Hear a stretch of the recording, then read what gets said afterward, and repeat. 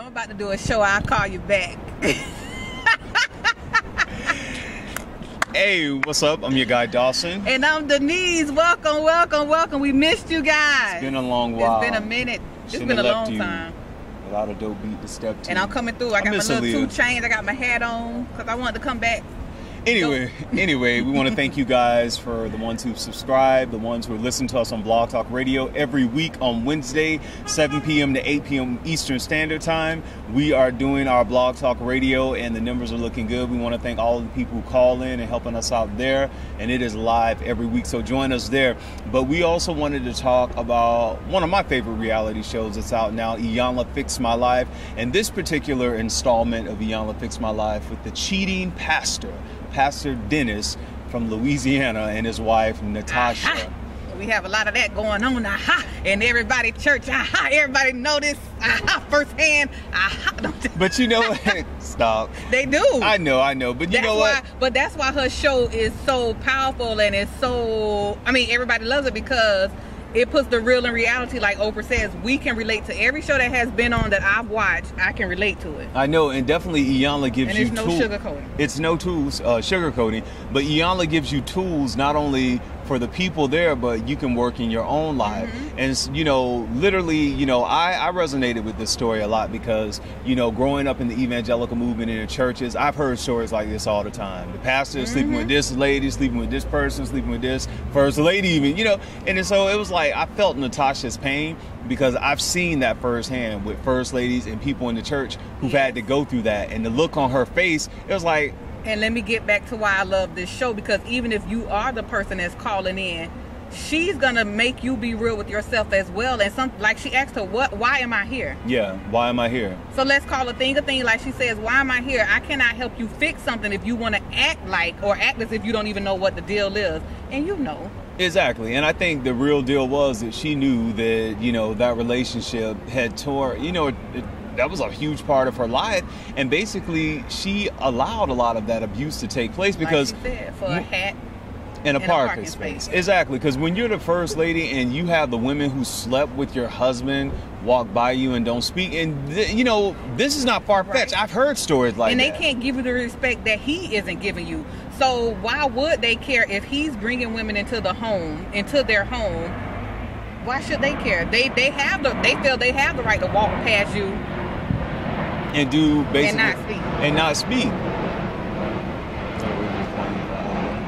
But anyway, yeah, that was my take on that. And you know, one of the things Iyanla told her is the form of abuse when she had her naming out that type of abuse, emotional, physical, and spiritual. And for many of us, physical is easy because a hit, a slap, you know, that's easy.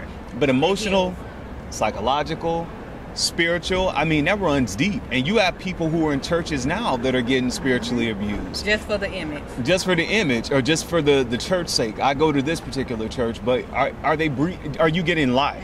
Where is God in it? You talk about get your life, but are you getting life? Are you living life? Are you waiting to go to heaven and not experiencing, you know, the manifestation of what God wants you to do to bring glory on earth? It makes no sense to live in hell trying to get to heaven. Exactly. And you have a lot of people who they don the doors of the church every Sunday and Tuesday or whenever Bible study, but you don't see any fruit in their life. They're bitter, they're mean, you can't be nice with them. It's like, are you serious? The life you're meant to live, the purpose. You need to find purpose in life. And if you find your purpose in life, you can take that hat off. I'm not going to take my hat off right now because there's a little bit of new growth under there. But if you find your purpose in life, you don't have to wear these hats. You don't have to worry about a parking space. You'll find somewhere else to park. Seriously. You will find somewhere else to park. Somewhere else to park, yes. And another thing I wanted to talk about is like with a lot of the women in churches and things that I've seen. Been thirsty. Thirsty, but you know, who thirsty really... Thursdays, going to church on every Bible study, every choir rehearsal, every whatever the pastor have, every bake sale, trying to be in his eyesight because you feel that God told you he's supposed to be yours. Exactly. And see, I have a thing with that too, because I was in a church where a lot of the women in the church kept talking about their man of God. God gonna send me my man of God. And they kept saying that. And then, you know, we were in a little youth group or whatever. And I told them, I was like, what if God sends you your man of God? And what if he has one leg? What if he's, what if he has bad credit? What if he comes with a disease or something like that? But you say that's your man of God. Do you still want him? And they were like, well, I never thought of it like that. So I think people need to be careful. What, you wouldn't take him with one leg, bad credit, a disease, if that's your man of God? This girl crazy. But I'm just saying, you have to be careful when you say that. And then there's some women who they want that male image that they lust after their pastors. Instead of him becoming a father figure, he's a lust figure for them. And that happens a lot. Or a father figure, instead of just receiving. What, American Airlines? I love American Airlines. I can't wait to be out of here in another 2 weeks. I can't wait. I know. Thank you. That's my favorite airline. Okay.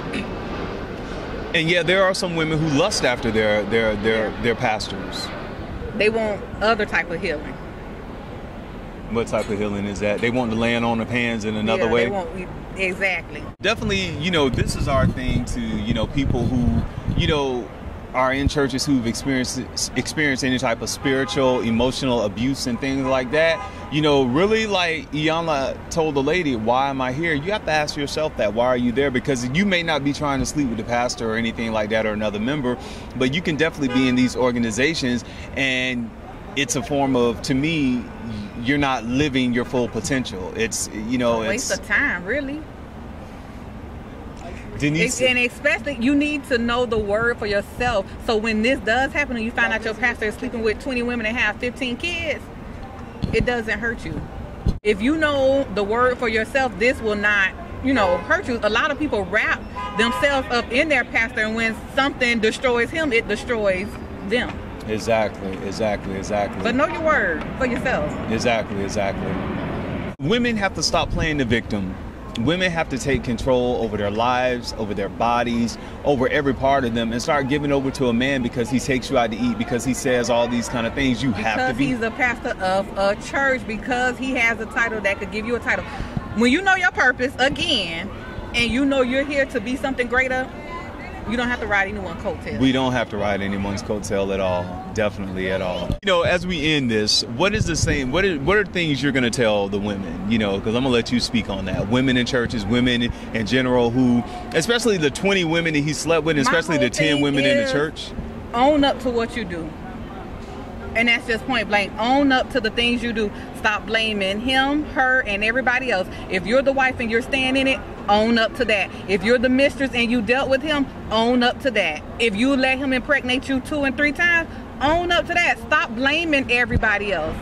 Wow. And I would tell the men, just to be honest, seriously, as men, we know what we want to do. Right, we lie about relationship. It. Exactly. If this is what you want to do, you can't marry anybody because of the church, because mama about to die, and the last thing you said to mama on her deathbed was, you gonna marry this girl? No, mama dead, she gone, and you still gotta live with this lady. Don't do that. Seriously, you gotta be honest with her and whoever you're with. Seriously, stop lying to these ladies, man. Stop whoever you with in a relationship. Be real. If you know what you are, just be that. That's my my whole thing to the fellas, is just be real, man. Don't get in here, and sometimes we feel the spirit in church and we think, oh man, we got a revelation for God, and we get so high and up on the spirit in church. But when you lead a church, you got to walk that thing out. You got to really be committed to your wife, be committed to your family. And if you can't do that, don't lie to people. Don't put on fronts, man. Don't marry Take the hat off.